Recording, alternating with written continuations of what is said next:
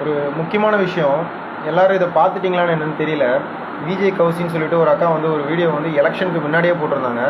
அதுக்கப்புறம் எலெக்ஷனுக்கு அப்புறமும் போட்டாங்க. இப்போ லேட்டஸ்ட்டாக கொஞ்ச நாளைக்கு முன்னாடியும் போட்டாங்க. இன்றைக்கும் போட்டிருக்காங்க.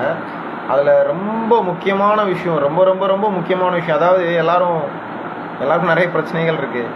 எங்கள் வீட்டில் தண்ணி வரல, எங்கள் வீட்டு பக்கத்தில் குப்பை கிடக்குது, அது இதுன்னு சின்ன சின்ன விஷயங்களை எல்லாரையும் எடுத்து சொல்லிட்டு இருக்கீங்க. பஸ் வரல, என்னென்ன கோரிக்கை சொல்லிருக்கீங்க. எல்லாமே தேவையான விஷயங்கள் தான். ஆனால் அது எல்லாத்தையும் தாண்டி ஒரு உயிர் சம்மந்தப்பட்ட விஷயங்கள், பல உயிர் சம்மந்தப்பட்ட விஷயங்கள். அதாவது என்னென்னா, நம்ம இன்றைக்கி மனுஷனாக பிறந்து இந்த இடத்துல, அதாவது இந்த மாதிரி வீடியோவில் பேசுகிறதுக்கு ஒரு வாய்ப்பை கொடுத்ததே ஒரு தாய் வந்து நம்ம வயதுலேருந்து பெற்றெடுத்து ஒரு உயிராக இன்றைக்கி கொடுத்ததுனால தான். அப்படி இருக்கும்போது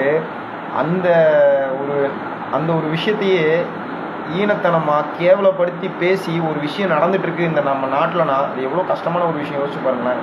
அதாவது அந்த அக்கா சொல்கிறாங்க, பிறக்கும்போது நிறைய விஷயங்கள் சொல்கிறாங்க, அது பெண்கள் அனுபவிச்சிருப்பாங்க. நம்மளுக்கெல்லாம் ஆம்பளைங்களுக்குலாம் அதை பற்றி என்னன்னு கூட தெரியாது. ஏன்னா நம்ம அதை பார்த்துக்க கூட மாட்டோம். ஆப்ரேஷன் பண்ணுற டாக்டர்களுக்கு தெரியும்.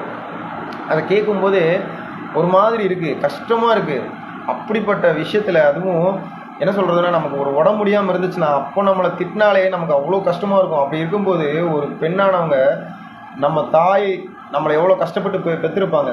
அப்படி ஒரு பெண்ணாக இருக்கிறவங்க அந்த ஒரு சுச்சுவேஷனில் கஷ்டப்பட்டு அறுக்கிறது, என்னென்னமோ வழியெல்லாம் தாண்டி அந்த குழந்தைய வெளியே எடுக்கும்போது எவ்வளோ கஷ்டமாக இருக்கும்.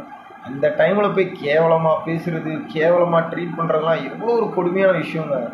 அதெல்லாம் எப்படி தான் இவங்களுக்குலாம் மனசு இல்லை. அதையும் தாண்டி இன்னொரு வீடியோ போட்டிருக்காங்க, கர்ப்பிணி பெண்கள்லாம் தரையில் உட்காந்துருக்காங்க, ஒருத்தர் கம்பை எடுத்து வச்சு நிற்கிறான். டே, உங்களுக்குலாம் எப்படா மனசு வருது? எப்பா, சத்தியமாக தெரியல. நம்ம நாட்டில் ஒவ்வொரு உயிர் ஜீவனுக்காகவுமே போராடிட்டு இருக்கோம். ஒவ்வொரு உயிர் ஜீவனுக்காகவும் அதுக்கான தனித்தனி அமைப்புகள் இருக்குது, கேள்வி கேட்குறதுக்கும் எதிர்த்து பேசுறதுக்கும். அப்படி இருக்கும்போது மனுஷனான இந்த பெண்களை, நம்ம மனுஷனையே உருவாக்குற நம்ம பெண்களுக்கு இந்த மாதிரி ஒரு விஷயம் நம்ம நாட்டில் நடந்துட்டு இருக்கு.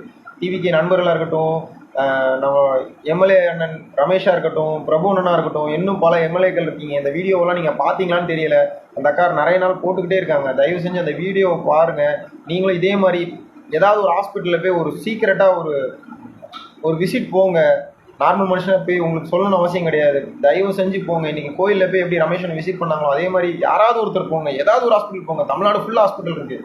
கண்டிப்பாக அந்த அட்டூழியங்கள் நடந்துகிட்ருக்கும். போய் பிடிங்க. தயவு செஞ்சு இந்த வீடியோ பாருங்கள். இந்த வீடியோ எந்த ஹாஸ்பிட்டல் எடுக்கப்பட்டதுன்னு பார்த்து அந்த பர்டிகுலர் நபருக்கு தயவு செஞ்சு தண்டனை கொடுங்கண்ணா. முடியல, நான் பார்க்குறதுக்கே கஷ்டமாக இருக்குண்ணா. அப்போ அதை அனுபவிக்கிற பெண்களுக்கு எவ்வளோ கஷ்டமாக இருக்குண்ணா. அதே மாதிரி அந்த அக்கா இன்றைக்கி கோபத்தில் போடுறாங்கன்னா அவ்வளோ ஆதங்கத்தில் போடுறாங்க.